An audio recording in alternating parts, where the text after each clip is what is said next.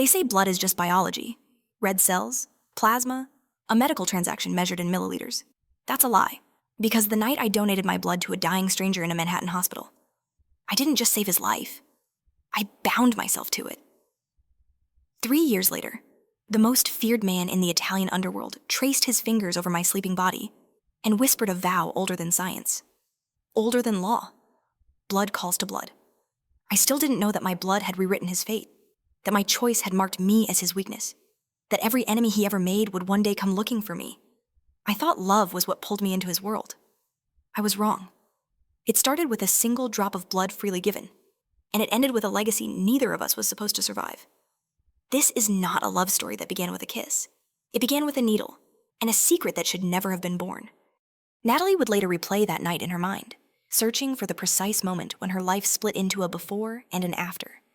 She always landed on the same thought: it should have been an ordinary disaster, a routine ER chaos. Sirens screaming into the loading bay, the sharp smell of antiseptic clinging to the air, overworked nurses moving on instinct rather than thought. A shooting victim wheeled in under harsh fluorescent lights, a name no one knew, a body bleeding faster than the blood bank could replace. Nothing about it felt destined, and that was the most dangerous lie of all. 12 hours into her shift at Manhattan General, Natalie's exhaustion sat heavy in her bones. She had learned long ago how to disappear into the rhythm of work, how to become efficient, invisible, useful. The monitors beeped, gurney wheels squealed, pain echoed down the corridor like a language she no longer consciously translated. When Doctor Patel's voice cut through the noise and called her name, she responded before thinking, the way she always did. "We're running low on O negative," he said quietly, glancing toward Trauma Room 4, John Doe from the shooting. "Any donors on staff?" Natalie raised her hand before her mind caught up. It was reflex, muscle memory, a familiar surrender. O negative, universal donor. The one rare thing she had carried with her since birth, inherited from a father she had never known and a past she never spoke about. She told herself it was just blood, just biology, something her body could spare. "Doctor?" Patel's gaze lingered on her longer than usual. "Natalie," he said under his breath, "you don't have to do this." The words should have stopped her. They should have settled into her chest and rooted her feet to the floor. Instead, she smiled faintly, already stepping toward the donation room. "I'm fine," she said. "I always am." The vinyl of the donation chair was cold against her skin. Somewhere behind the wall, the trauma team worked to keep a stranger alive. Natalie stared up at the ceiling tiles, counting the hairline cracks she had memorized during countless shifts, letting the phlebotomist prepare the needle. She wasn't supposed to be there that night. A last-minute shift swap with a coworker who had concert tickets had put her in the building at precisely the wrong time. Or perhaps, precisely the right one. The needle slid into her vein. A sharp pinch, then the familiar pull as her blood began its steady journey into clear tubing. Dark red and impossibly vivid. Natalie exhaled, letting herself drift. When something shifted in the room, not a sound, not a movement she could explain, just a sensation, like the air itself tightening. She turned her head, across the room, visible through the glass partition. The man on the gurney opened his eyes. He wasn't supposed to. The chart had been clear. Massive blood loss, unconscious, critical. And yet his gaze locked onto her with unnerving clarity, dark eyes, sharp and focused, cutting through the haze of medication and pain as if neither applied to him. It wasn't the unfocused stare of a patient surfacing too early. It was intent, awareness, as if he had been waiting. "Who are you?" he asked, his voice rough but steady, carrying across the space like a blade drawn slowly from its sheath. Natalie froze. Her heart stumbled hard against her ribs. "Sir, you need to rest," she said automatically, slipping into nurse mode even as unease crawled up her spine. "You've been through severe trauma." His gaze didn't waver. Instead, it drifted downward, following the clear tube from her arm to the bag filling steadily beside her. The corner of his mouth lifted, not quite a smile, something colder, something knowing. "O negative," he murmured, "universal donor." A chill rippled through her. It wasn't unusual for patients to know their blood type, but the way he said it like a discovery rather than an observation made her skin prickle. She tried to laugh it off, to ground herself in logic. "You're disoriented," she said gently. "That's normal after blood loss." But his eyes sharpened further, fixing on her face with unsettling intensity. There was no confusion there, no fear, only calculation, recognition. as though he had just found something he hadn't realized he was searching for. For a moment, the world narrowed to the quiet hum of machines and the steady drip of her blood leaving her body. Natalie became acutely aware of how exposed she was, how vulnerable it felt to be tethered to a stranger in such an intimate way, blood freely given. A phrase flickered through her mind, unbidden, echoing something ancient and half-forgotten. Then the monitor screamed. The sudden alarm shattered the moment. Natalie jolted, adrenaline surging as she twisted back toward the machines. "Call Dr. Patel!" she snapped, her voice steady despite the spike of fear. The room erupted into motion. Footsteps. Commands. Controlled chaos flooding back in. When she turned again, her pulse racing. The man's eyes were closed. His body lay still, chest rising shallowly beneath the tangle of wires. He looked exactly as he had minutes before. Unconscious. Dying. A stranger once more. Natalie stared at him, unease curling tighter in her chest. Had she imagined it? Exhaustion did strange things to the mind. Long shifts blurred reality. She forced herself to focus as the team stabilized him, as the crisis eased back into grim routine. Her blood finished transferring. The needle was removed. A small bandage pressed into place. By the time Natalie stood, the moment had already begun to feel unreal, like a dream dissolving upon waking. She finished her shift on autopilot. But something had changed. The hospital felt different, sharper, as though she were walking through a space that had quietly shifted its rules. Every time she passed Trauma Room 4, she felt an inexplicable pull, a tightening in her chest she couldn't name. The man remained unconscious. No further anomalies. No explanations offered. At dawn, Natalie changed out of her scrubs and stepped into the early morning light, telling herself it was over. Just another life brushed briefly against hers and moved on. That was how the world worked. People came and went, blood was donated, stories ended without ceremony. What she didn't know was that, in another wing of the hospital, guarded by men who did not wear uniforms, a name was being spoken for the first time in her presence. Salvatore Russo? By the time Natalie returned home and collapsed into sleep, that name had already begun its quiet journey into her life. And somewhere deep within, the man who carried her blood in his veins, something ancient had stirred and settled, binding itself to her without her consent. In his world, blood given freely was not charity, it was a vow, and vows, once made, were never forgotten. If this story touched your heart, follow the channel to enjoy many more heart-stirring stories every week. Natalie woke with this strange sensation that something had followed her home from the hospital. Not a presence she could see or name, but a lingering awareness, like a shadow that refused to separate itself from her thoughts. She dismissed it as exhaustion. 12-hour shifts had a way of blurring boundaries, turning moments into half-memories. By the time she brewed her coffee, she had almost convinced herself that the man in Trauma Room 4 had never opened his eyes at all. The lie lasted until the knock at her door. A uniformed courier stood in the hallway, holding a small black box tied with a thin silver ribbon. No sender. No receipt. Only her name written neatly on the label, as though the person who had sent it knew her well enough to dispense with formalities. Natalie hesitated before accepting it, unease prickling at the back of her neck. Gifts were rare in her life, and never arrived without explanation. Inside, nestled against dark velvet, lay a pair of ruby earrings. They were unmistakably expensive. Deep red stones, faceted to catch the light in a way that made them look almost alive, set in platinum so fine it seemed to disappear against the skin. Natalie inhaled sharply. This wasn't gratitude. It was excess. The kind of excess that carried weight and expectation. At the hospital later that day, she mentioned the earrings to her supervisor, expecting mild concern. Instead, the woman's expression tightened. "You need to turn those in immediately," she said. "Hospital policy. No exceptions." Natalie nodded. She meant to. Truly. But that evening, alone in her apartment, curiosity proved stronger than caution. She held the earrings up to the light, watching the rubies darken and flare like embers. For a fleeting moment, she imagined how they would look against her skin, how they might change the woman staring back at her from the mirror. She put them on. The reflection startled her, not because the earrings were beautiful she had known they would be, but because of what they did to her. They sharpened her features, drew attention to her eyes, made her look like someone who belonged in rooms she had never been invited into. For once, she didn't look invisible. She wore them to work the next day, hidden beneath her hair. A secret rebellion pressed coolly against her neck. The whispers reached her before her first break. The shooting victim had checked out against medical advice. No discharge paperwork, no goodbye. Just a generous stack of tips left behind for the staff and a trail of unanswered questions. "Doctor, Patel found her in the corridor, his tone unusually careful. "Natalie," he said quietly, "someone's here to see you." "A patient?" she asked, already shaking her head. "Not exactly." He leaned closer. "Whatever happens, you didn't hear this from me."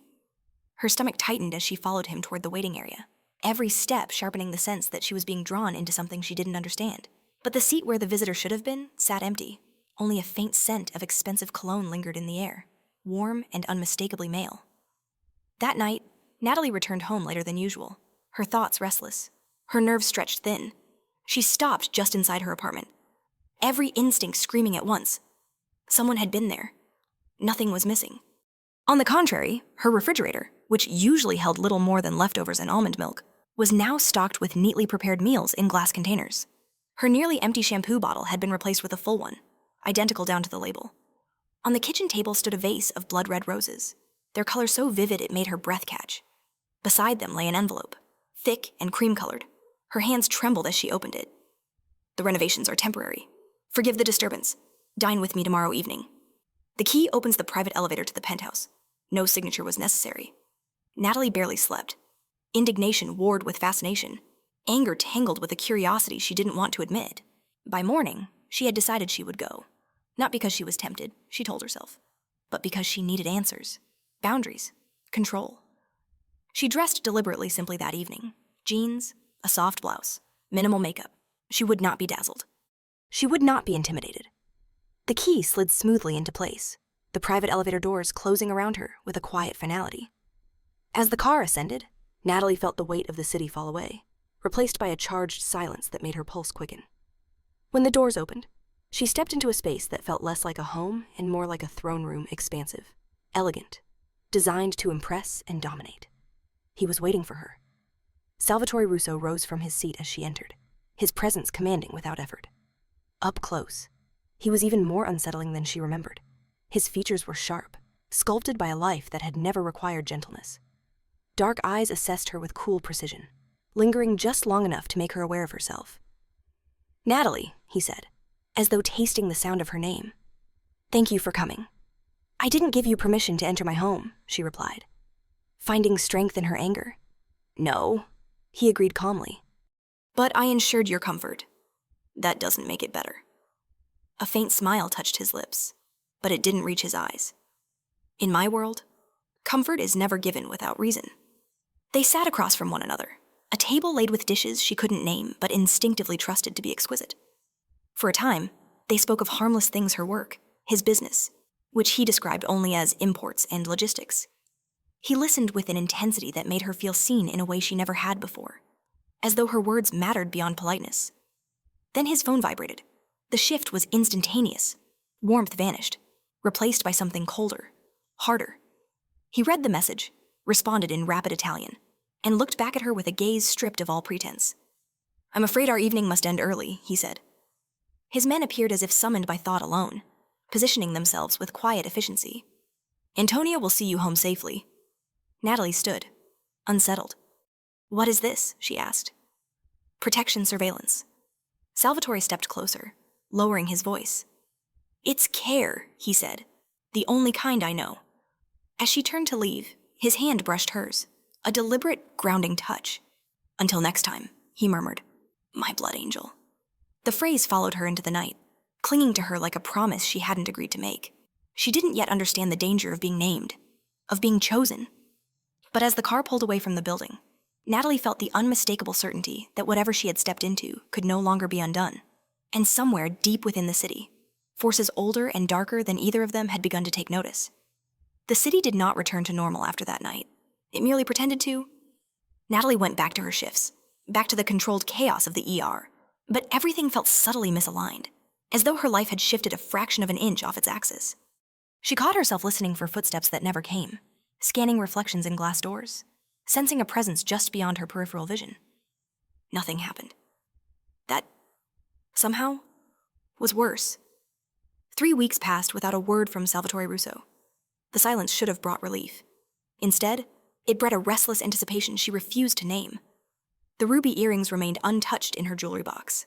Yet she found herself opening it each morning, just to be certain they were real. The platinum chain with the small, unfamiliar key lay beside them, its purpose still unexplained.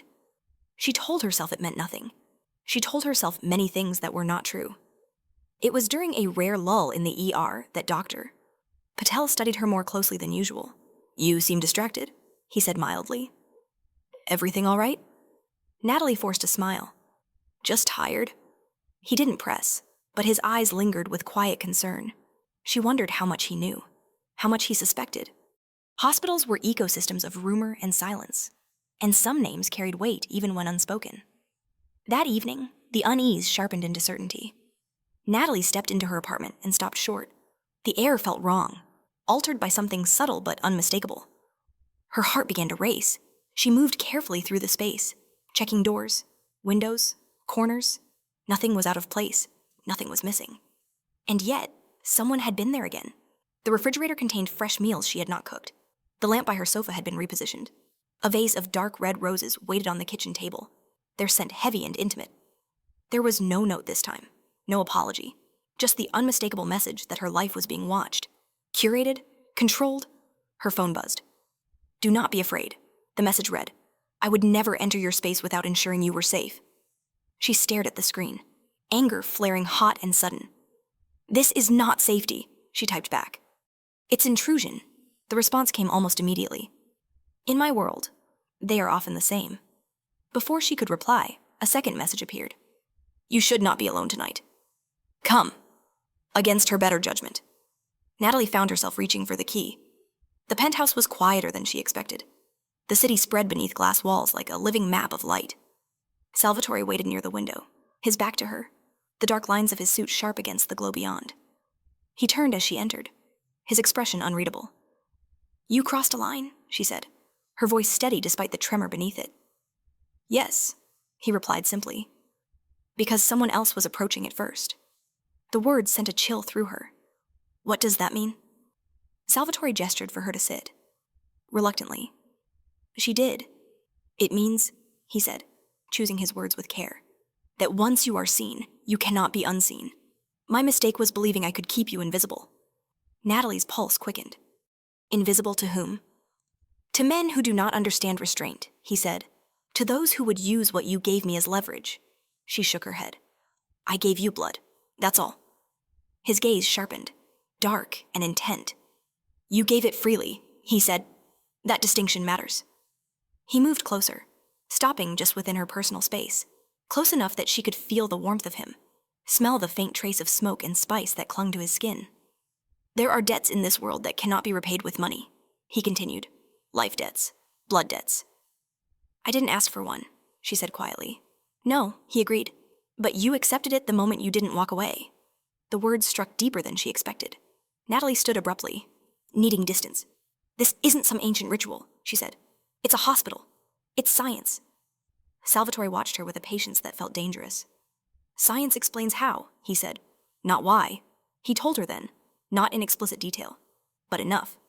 About Sicily, about traditions older than law, where blood was not merely a substance but a symbol of choice and allegiance. About men who believed that blood freely given bound two lives together, not as owner and owned, but as protector and protected. "You marked yourself," he said softly. "And in doing so, you marked me." Natalie laughed, sharp and disbelieving.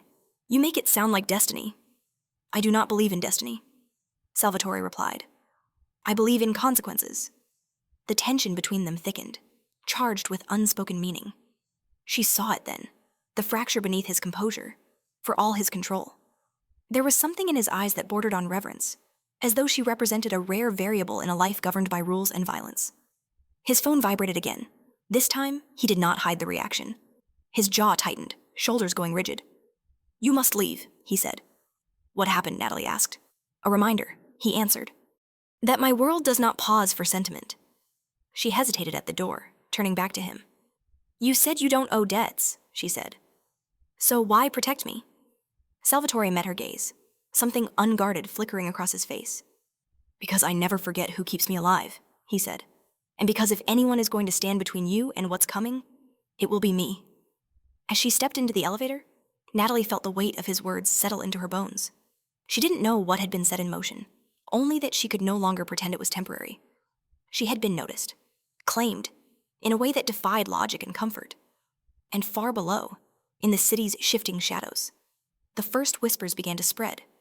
About the woman with the rare blood. About the man who had finally found something he refused to lose. Natalie tried to return to the version of her life that existed before Salvatore Russo learned her name. She failed quietly, in small, undeniable ways. She took longer routes home without meaning to. She checked locks twice. She flinched at unfamiliar footsteps. The city had not changed, but her relationship to it had. It felt narrower now, as though certain paths had closed while others dark. Dangerous ones had opened without asking her consent. The key remained in her jewelry box. It was small, unassuming, platinum worn smooth by use. Natalie had told herself she would throw it away. Each night, she opened the box, stared at it, and closed the lid again. The object carried a gravity she did not understand, a promise she had not agreed to make. Still, it called to her with quiet insistence, a reminder that there were doors she had already been given the means to open. The fourth night after her last visit to the penthouse, Natalie returned home to silence that felt too deliberate. She stopped just inside the door, heart hammering. The apartment looked the same at first glance. Too much the same.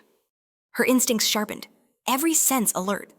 She moved through the space carefully, cataloging details she had never consciously noticed before. The couch cushion had been straightened. A light she never used had been turned on. The scent of roses lingered faintly in the air, though there were no flowers in sight. On the kitchen counter lay the key, not in the jewelry box. Not hidden, placed with intention, its metal catching the overhead light. Beneath it, a folded note written in elegant, spare handwriting. "You are not safe tonight. Come now." Natalie's breath caught. Fear flared, followed swiftly by anger. She refused to be summoned like this, refused to accept the idea that her safety depended on obedience. And yet, beneath the indignation, a colder realization settled in. Salvatore had been right. Being seen meant being targeted. The sense of being watched had sharpened all evening. A prickle between her shoulder blades she could no longer ignore. She dressed quickly, deliberately. No makeup, comfortable shoes. If she was walking into danger, she would do so as herself, not as someone trying to impress or submit. The city air was sharp as she stepped outside. The familiar streets suddenly foreign. Every passing car a potential threat. The drive to Salvatore's building felt longer than usual, tension coiling tighter with each mile. The private elevator accepted the key without hesitation. As it rose, Natalie leaned back against the mirrored wall, forcing herself to breathe. She did not know what she would say to him. She only knew she could not stay away any longer. The doors opened onto the penthouse in near darkness, the city's glow filtering in through towering windows. Salvatore stood near the center of the room, jacket discarded, sleeves rolled up. The sight of him struck her with unexpected force. He looked human, less polished, more dangerous for it. There was blood on his shirt. Natalie crossed the room without thinking. "You're hurt." His gaze flicked to her, then away. "It's nothing." She caught his wrist as he turned, fingers brushing warm skin slick with red. "That's not nothing." For a moment, he seemed inclined to pull away. Then something in her expression stopped him. He allowed her to guide him toward the couch, movement stiff with controlled pain. Under the soft lighting, the injury became clear. A gunshot wound, hastily bandaged, bleeding through white fabric. "You should be in a hospital," she said, already assessing, slipping seamlessly back into her professional calm. "And risk questions," he replied. "No?" Natalie bit back a retort as she retrieved the medical kit she now knew he kept hidden away. She worked efficiently, cutting fabric, cleaning the wound, her hands steady even as her heart raced. This was familiar territory. Blood, injury, the fragile line between survival and loss. It grounded her. Salvatore watched her closely. "You're not afraid," he observed. "I am," she said quietly. "I just don't let it stop me." As she finished securing the bandage, his hand closed gently around her wrist. The contact was deliberate, anchoring. "Someone followed you tonight," he said. "A man who does not belong to me." Natalie stiffened. "Why didn't you tell me? I wanted to be certain," he replied. "And I wanted you here, where I can see you." The words sent a shiver through her. She pulled her hand free, stepping back. "You don't get to decide that," she said. "You don't get to move through my life like this and call it protection." Salvatore met her anger without flinching. "You are right," he said. "Which is why I am telling you now. There are men who believe your blood makes you valuable, rare, exchangeable." Her stomach turned. "Because of you, because of us," he corrected. whether you like it or not. Silence stretched between them, heavy and charged. Natalie felt the weight of the truth settling into her bones. She had been pulled into this not by romance or recklessness, but by a choice made in a moment of compassion, a choice she would make again. That realization steadied her. "I won't be hidden," she said finally, "and I won't be controlled."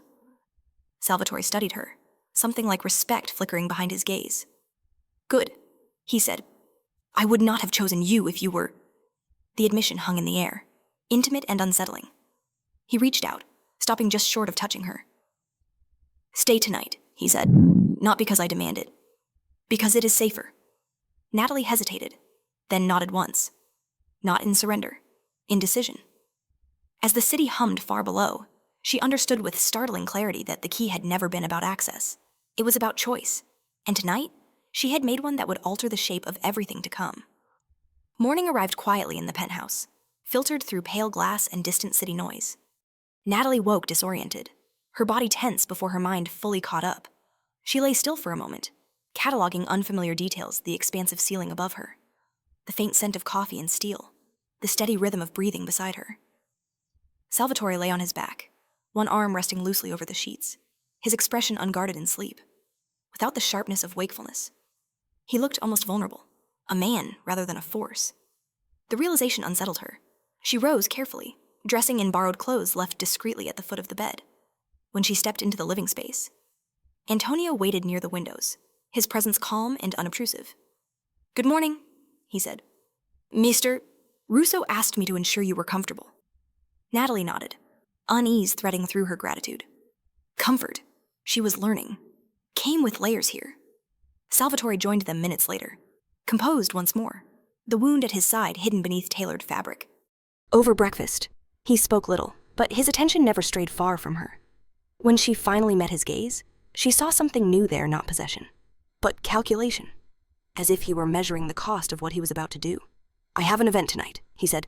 "You will attend." Natalie stiffened. That wasn't a question. "No," he agreed easy. "It's a risk assessment." He explained only what was necessary. A gathering of allied families, a show of stability after recent disruptions. Appearances mattered, and absence would be noticed. So would she. "You will stay near me," he said. "You will speak when spoken to. And if at any point you are uncomfortable, you will leave, immediately." She bristled at the instructions, but heard the restraint beneath them. "This is your world," she said. "I don't belong in it." Salvatore's mouth curved faintly. "No," he replied, "but you are already in it." The venue was a restored mansion overlooking the river, lit from within like a jewel box. Security moved in coordinated silence, men in dark suits positioned with military precision. Natalie felt their eyes on her as she stepped out of the car, aware that she was being catalogued, assessed. Salvatore's hand settled at the small of her back. Not possessive, but steady, anchoring. Inside, the air hummed with money and power. Conversations paused as they entered, attention shifting subtly toward her. Natalie felt the weight of it, the unspoken questions. Who was she? Why was she here? Why now? She answered none of them, standing straight at Salvatore's side, drawing strength from his presence even as she resented needing it. The man approached from behind a marble statue, his smile smooth, his eyes sharp. "So," he said lightly, "this is Russo's latest mystery?" Salvatore's posture tightened imperceptibly. "Martinelli," he said, "mind your manners." Martinelli ignored him, focusing on Natalie. "You're not his usual type," he observed. "Less prepared." "I'm a nurse," Natalie said evenly. His eyebrows rose. "Interesting." He leaned closer, his cologne cloying. "You understand, don't you, that men like Salvatore do not keep what does not serve them?" Before she could respond, Salvatore stepped forward, his voice low and lethal. "Step away from her." The room shifted, conversations hushed. Martinelli's smile faltered, replaced by something darker. "Careful," he warned. "You're making your weaknesses very visible." Salvatore met his gaze without blinking. "Try me." Martinelli backed off with a soft laugh, but the damage was done. Natalie felt it like a ripple through water. She was no longer merely present. She was exposed. The rest of the evening passed in tense fragments, polite exchanges, careful smiles. Salvatore never left her side. When they finally returned to the car, the silence between them was thick with unspoken consequences. "You shouldn't have brought me," Natalie said quietly. Salvatore's jaw tightened. You are right. That night, violence answered the unasked questions. A call came through just after midnight. Salvatore listened in silence, his face hardening with each word. When he ended the call, he turned to Natalie. They hit one of my warehouses. He said, a message. Because of me? Because they believe I hesitate now, he corrected. They are testing me. The weight of it pressed down on her. She saw then the cost of standing beside him. Not metaphorical. Real. Paid in blood and territory and lives she would never know. You don't owe me this. She said, you can let me go. Salvatore studied her for a long moment, something conflicted flickering beneath his control. I do not owe, he said finally. I choose. The words struck harder than any declaration could have. Natalie understood then that there was no illusion left to hide behind. She could walk away and reclaim the fragile safety she had known. Or she could stay, knowing the danger, the consequences, the irrevocable shift. As dawn crept across the city, Natalie stood by the window, watching light bleed into darkness. She didn't yet know what she would decide, only that the world she had glimpsed could no longer be unseen, and whatever path she chose next would demand a price neither of them could fully calculate. The first shot was not meant for Salvatore Russo. That was what made it dangerous. Natalie learned this hours later, standing barefoot on the cold marble floor of the penthouse, her hands streaked with blood that was not her own. The night had unraveled too quickly for fear to arrive on time. One moment she had been half asleep, the city muted beyond glass walls, and the next, the sharp crack of gunfire split the dark, close enough to rattle windows and instinct alike. Salvatore had moved before she could sit up. Stay down, he ordered, already reaching for the weapon concealed beside the bed. She ignored him. By the time she reached the living area, chaos had already taken shape, security shouting into earpieces, glass shattered near the far windows, and Salvatore, standing impossibly upright, staggered as a second shot tore through the room. The sound that left Natalie's throat was not a scream. It was something raw. He hit the floor hard, blood blooming rapidly against his shirt, dark and vivid. For a split second, the world narrowed to a single, unbearable truth. The man who had pulled her into this world now lay broken because of it. Natalie dropped to her knees beside him, all hesitation burned away by instinct. Salvatore, she said sharply, pressing her hands to the wound. Stay with me. His eyes found hers, unfocused but aware. You shouldn't be here, he murmured, as if that mattered now. Don't talk, she snapped, already assessing. The bullet had torn through muscle, missed the heart by inches. A miracle. Or a warning. She worked quickly, barking orders at the guards who hovered helplessly nearby. Clean towels, now. And get me the medical kit. Antonio appeared at her side, pale but controlled. Ambulance number. Salvatore breathed. Not a hospital. Natalie met Antonio's gaze. He won't make it without treatment. Antonio hesitated only a second. Then we do it here. They transformed the study into an improvised trauma room, lights harsh and unforgiving, furniture pushed aside. Natalie stripped off her clothes down to her undershirt without thought, hands steady despite the blood slicking her skin. This was familiar ground. Pain, precision, the fragile margin between life and loss. Salvatore drifted in and out as she worked, his breaths shallow but stubborn. At one point, his hand closed weakly around her wrist. Leave, he said hoarsely. After this, I won't stop you. She didn't answer. She couldn't. If she spoke, the dam might break. The procedure took longer than she liked. Too much bleeding. Too little margin. When she finally secured the wound and leaned back, exhaustion crashed into her all at once. Salvatore lay still, alive, color slowly returning to his skin. Natalie pressed her hands flat against the table, breathing hard. The realization settled like a bruise forming beneath the skin someone had tried to kill him in his own home, and she had been there to see it. The aftermath came quietly, calls made in low voices, orders issued and obeyed without question. Natalie sat beside Salvatore as dawn crept into the room, watching his chest rise and fall, each breath a fragile victory. When he finally woke fully, it was to the sight of her seated at his side, eyes rimmed with exhaustion but unwavering. He looked at her for a long moment, something unspoken passing between them. This ends now, he said softly. Natalie straightened. What does this? He replied, gesturing weakly between them. You in danger? Me pretending I can keep you safe? Her chest tightened. So you'll push me away, she said. Send me back to my old life and call it mercy. Yes, he said without hesitation. She stood abruptly, anger cutting through her fatigue. "You don't get to decide that for me." His gaze sharpened despite his condition. "You almost watched me die tonight. And you almost died because you chose to bring me into this world." She shot back. "So don't talk to me about choices." Silence fell, heavy and charged. Natalie took a steadying breath, forcing herself to articulate the truth she had been circling since the first drop of blood left her body. "I won't be hidden," she said, "and I won't be discarded when things get dangerous. If I stay, it's because I choose to, not because you cage me for my own good." Salvatore studied her, something raw flickering beneath his control. "You don't understand the cost." "I do," she replied quietly. "I saw it tonight. I treated it. I felt it under my hands." The words landed, for the first time since she had known him. Salvatore looked uncertain, not weak, but altered, as if a foundation he had built his life upon had shifted. "Then you are braver than I intended you to be," he said finally. "Then stop intending things for me." She answered. He reached for her hand, hesitating before touching her, as though seeking permission.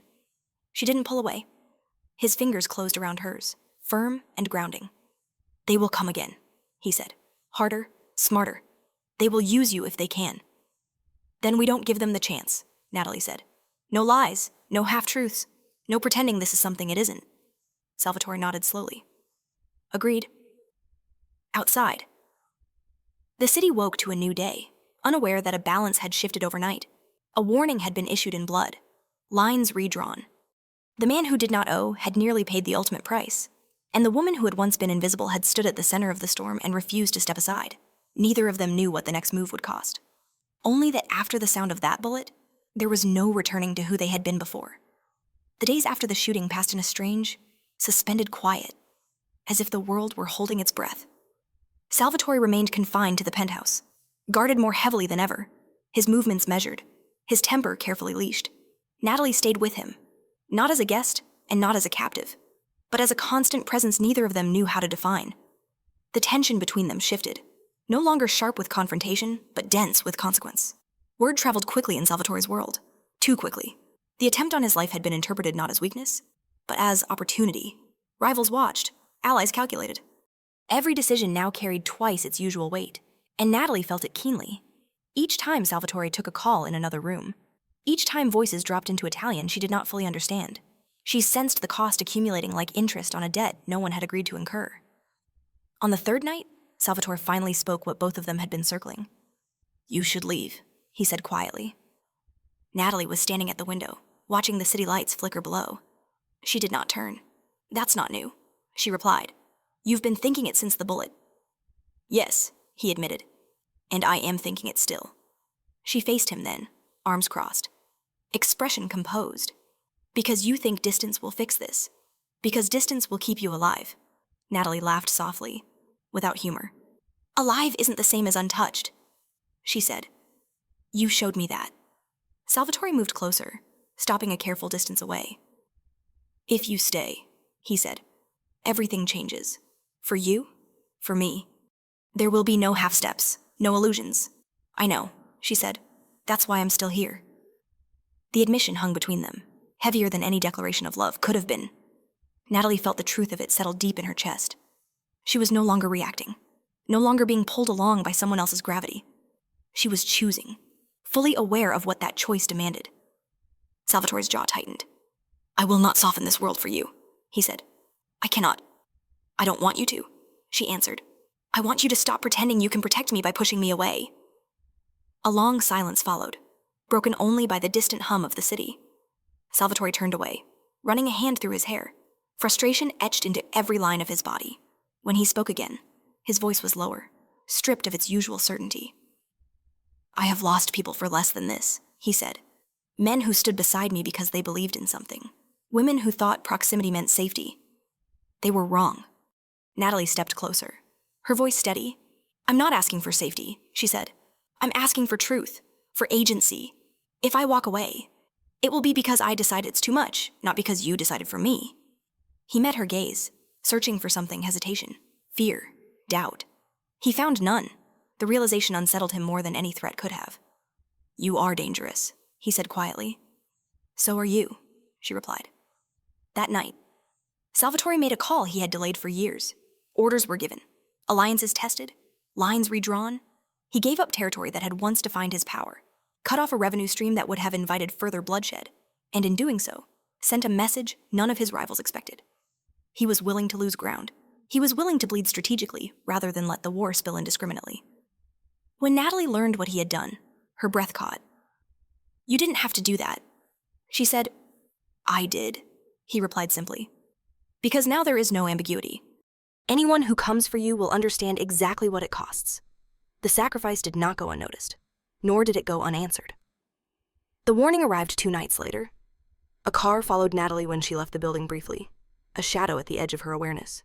Salvatore's security intercepted it before it could close the distance. But the message was clear. She was no longer an abstract vulnerability. She was a target. Natalie stood with Salvatore in the aftermath, adrenaline still humming beneath her skin. "This is what it means," she said. "For both of us." "Yes," he agreed. She took a breath, then another, grounding herself. "Then we do this without lies," she said. "No secrets disguised as protection. No disappearing decisions made behind my back." Salvatore regarded her for a long moment. "You would bind yourself to this?" he asked, knowing it will never be simple. Natalie nodded once. "I already have," she said. "The difference is, now I'm doing it with my eyes open." The acknowledgement shifted something fundamental between them. Salvatore stepped closer, his hand lifting to her cheek, stopping just short of contact. When she didn't pull away, his fingers brushed her skin, tentative and reverent in a way that surprised them both. It wasn't possession. It wasn't control. It was recognition. "This is not love," he said softly. "Not yet." "No," Natalie agreed. "But it's real." Outside, the city continued its restless churn, unaware of the quiet reckoning unfolding above it. A man who had built his life on dominance had chosen restraint. A woman who had once been invisible had chosen to stand in full view. The choice bound them more tightly than any vow spoken aloud. And with that choice made, there was no path left that did not lead forward into consequence. The symptoms began quietly, almost politely, as though her body were afraid to interrupt the fragile equilibrium Natalie and Salvatore had carved out of chaos. Fatigue lingered longer than it should have. Food she once loved turned her stomach. The city's constant motion felt heavier, pressing against her senses in unfamiliar ways. Natalie blamed stress. She blamed fear. She blamed the adrenaline that never quite drained from her system anymore. She did not blame possibility. It wasn't until she found herself gripping the edge of the bathroom sink one morning, breath shallow, vision swimming, that the truth demanded attention. Natalie stared at her reflection, pale and unsteady, and felt a chill that had nothing to do with fear. Instinct stirred, sharp and clinical, the same instinct that had guided her hands through blood and bone in emergency rooms. She knew her body. She knew its rhythms. She also knew when something had changed them. The test confirmed what her heart had already begun to suspect. Natalie sat on the cool tile floor, the small white stick trembling in her hand, staring at the unmistakable result. A single word echoed in her mind, too loud for the quiet room to contain. Pregnant? The weight of it pressed down slowly, not as panic, but as gravity. A life, forming silently, invisibly, within her. A life that had not asked permission any more than she had. For a long moment, Natalie simply breathed, grounding herself, letting the shock settle into something she could hold without breaking. Salvatore deserved to know. That much was clear. The question was when and how. She waited until evening, until the city lights had come alive and the penthouse had fallen into its familiar, guarded calm. Salvatore stood near the window when she approached him, his posture rigid with the strain of constant vigilance. He turned at the sound of her footsteps, concern flickering immediately across his face. "You're quiet," he observed, "more than usual." Natalie swallowed. "We need to talk." He nodded once, already bracing. "Tell me." She met his gaze, steady despite the tremor beneath it. "I'm pregnant." For a heartbeat. Salvatore did not react. The world seemed to pause, suspended in that single breath between past and future. Then something fundamental shifted in his expression. Control cracked, giving way to raw astonishment. His hand tightened at his side, as though restraining an instinct he did not yet understand. "Are you certain?" he asked quietly. "Yes." Silence stretched, thick and charged. Salvatore turned away, pacing once across the room, then stopping abruptly. "This changes everything," he said, more to himself than to her. "It doesn't have to," Natalie replied. "Not in the way you're thinking." He faced her again, eyes dark and intense. You don't understand. He said, in my world, bloodlines are not private matters. A child is leverage, a threat, a declaration. Natalie felt the weight of his words settle into her bones. Then we protect it, she said. Together. Salvatore's jaw tightened. Protection is not enough, he said. Not when others believe they have a claim. The words sent a chill through her. A claim. He hesitated, then spoke with deliberate care. There are men who believe blood creates obligation. Who would see this child as an extension of me? As something to control? Natalie's hand moved instinctively to her abdomen. No one controls my child, she said, voice steady with a resolve that surprised even her. Salvatore watched her, something fierce and unfamiliar flickering behind his gaze. Then you must understand the risk, he said. Once this is known, there will be no retreat, no anonymity. Before she could respond, Antonio appeared in the doorway, his expression grave. We have a situation. The call that followed shattered what little calm remained. A name was spoken, one Natalie had heard only once before, at the gala. Martinelli. A message delivered not in words, but in implication. He knew, or suspected enough to test it. He had begun asking questions, quietly, efficiently, in circles Salvatore could not fully silence. The truth had not waited for permission. That night, Salvatore stood beside Natalie as she lay awake, the city humming far below. His hand rested over hers, firm and grounding. I will dismantle anyone who comes near you, he said, near the child. Natalie turned to him, her expression calm but unyielding. And what will that cost you? He did not answer immediately. The truth, when it came, was unadorned.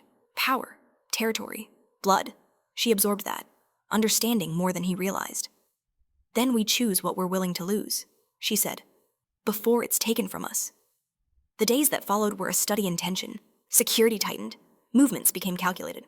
Salvatore began quietly divesting from volatile alliances, pulling back from conflicts that would invite attention. Each decision was a small surrender of dominance, a recalibration that sent ripples through his world. The response was swift. A warning arrived in the form of a sealed envelope, delivered without a word. Inside, a single line written in elegant script. Blood calls to blood.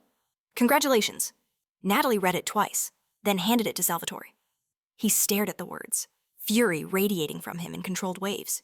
They believe they are entitled, he said, because of tradition, because of superstition. Natalie met his gaze, unflinching. Then we prove them wrong, she said, not with fear, with choice. Salvatore studied her then, really studied her, seeing not a vulnerability but a force, a woman who had walked into his world without illusions and refused to be diminished by it. Slowly, he nodded. We will disappear, he said. Not run, reposition. We will decide what parts of this world survive us. Outside, the city glowed indifferent and vast. Inside, a future took shape under the weight of consequence and resolve. The truth, once written in blood, could not be erased. But it could be rewritten.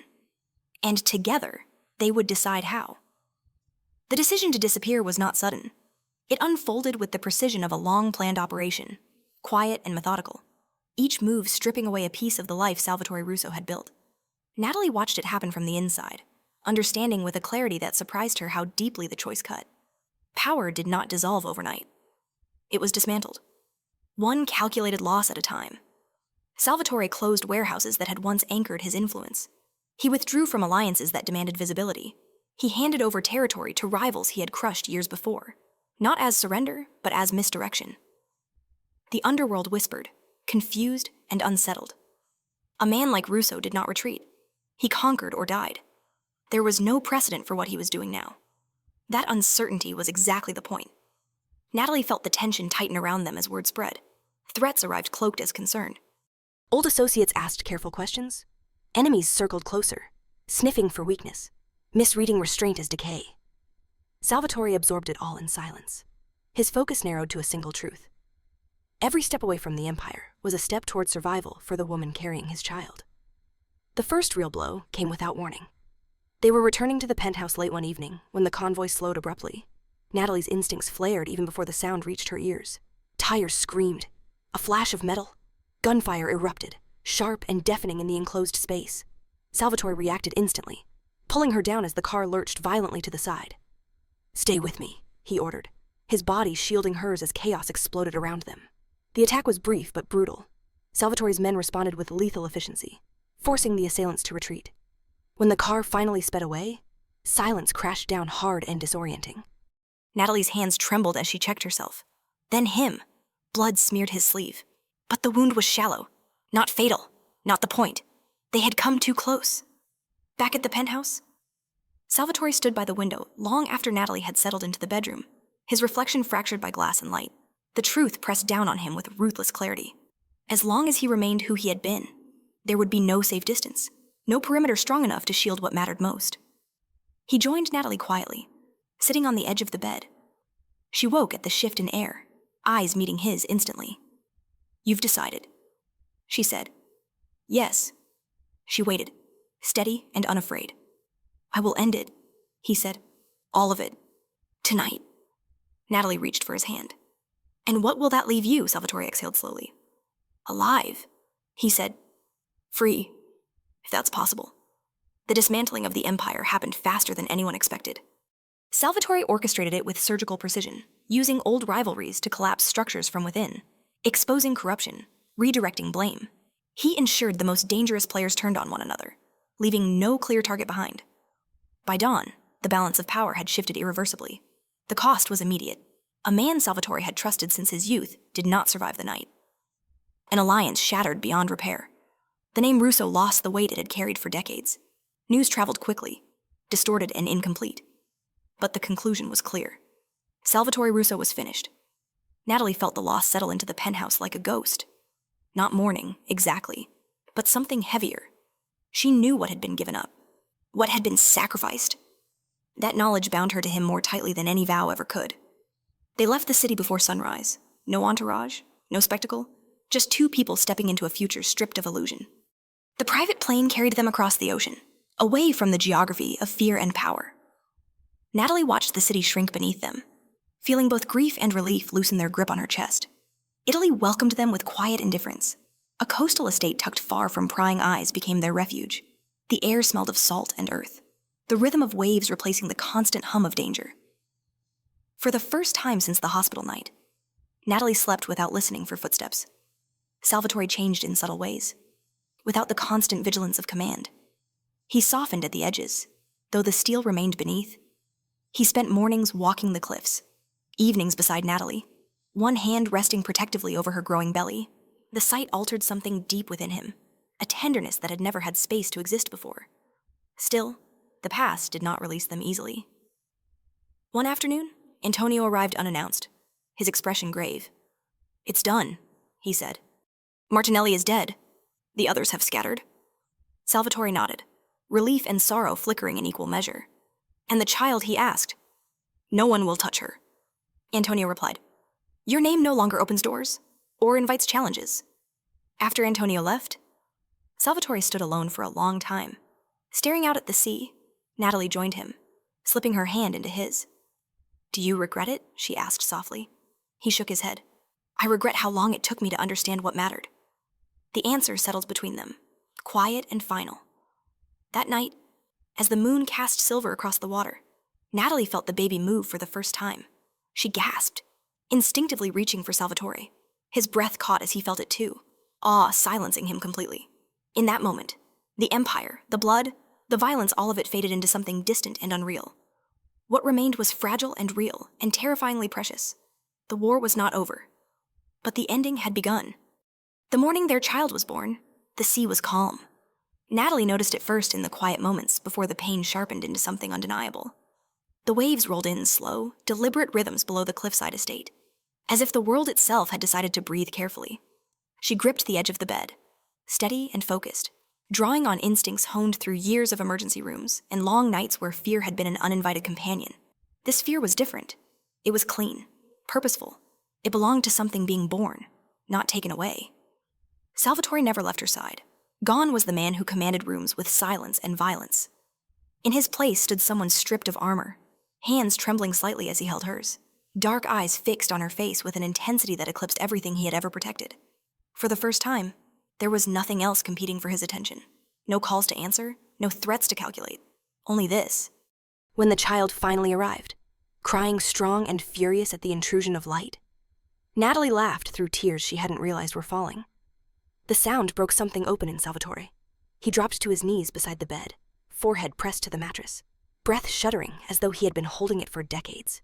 A daughter. Small. Perfect. Alive. Natalie watched him as the nurse placed the baby against her chest, saw the moment Salvatore reached out with reverent hesitation, as if afraid to break the miracle with his touch, when his finger brushed the child's hand and she curled her tiny fingers around it. His composure finally shattered. He closed his eyes, a silent vow etched into every line of his face. "This," he whispered, "is the only legacy that matters." The days that followed unfolded with a gentleness Natalie had never known. Life slowed, reshaping itself around feedings and quiet afternoons, around the simple, astonishing fact of a new human learning the world one breath at a time. Salvatore adapted with surprising ease, his intensity turning inward, focused entirely on the fragile life entrusted to him. He learned the rhythms quickly, the cries and subtle cues, the way his daughter calmed instantly when held against his chest. Natalie watched it all with a fullness that bordered on disbelief. This was the man the world had feared. This was the man who had once measured his worth in territory and power. Now, his universe fit easily into the curve of his arm. They named her Sophia. The past did not vanish entirely. It never did. But it loosened its grip, retreating into something distant and manageable. Reports came less frequently. Names that once carried weight faded into irrelevance. Salvatore remained vigilant, but it was a vigilance rooted in protection rather than domination. He had learned the difference, and it had changed him irrevocably. One evening, weeks later, Natalie stood on the terrace with Sophia sleeping against her shoulder, the sea stretching endlessly beyond. Salvatore joined her, wrapping an arm around both of them. The sky burned gold and violet as the sun dipped low, casting long shadows that felt more beautiful than threatening. "Do you ever miss it?" Natalie asked softly. "The power, the certainty?" Salvatore considered the question seriously. "I miss who I thought I had to be," he said. "But not what it cost me." Natalie leaned into him, the truth of that settling comfortably between them. "We didn't escape," she said. "We chose something else." "Yes," he agreed, "and we keep choosing it." That choice revealed itself in 1,000 small ways. In mornings spent walking the shoreline, in shared glances over Sophia's cradle, in conversations that unfolded without secrets or calculated omissions. Love grew not as a sudden blaze, but as a steady warmth, built from trust, earned and tested. The night Salvatore finally told Natalie he loved her, there was no dramatic setting, no heightened emotion, just the quiet certainty of a truth that had already been lived into existence. The words did not change anything. They confirmed it. Months later, as Sophia learned to laugh, Natalie reflected on the night everything had begun. The hospital, the needle, the blood freely given. She understood now what she hadn't then. That choice had not bound her to a man or a world. It had bound her to herself, to the kind of life she was willing to fight for. Blood called to blood. Yes, but it was choice that held them together. On the anniversary of Sophia's birth, they returned to the cliffside at dawn. Natalie stood between Salvatore and their daughter, the sea stretching endlessly before them. The future was unwritten, uncertain in the way all true peace must be. But it was theirs. For the first time, none of them were running. And that, Natalie knew with absolute clarity, was the happiest ending she could have ever imagined.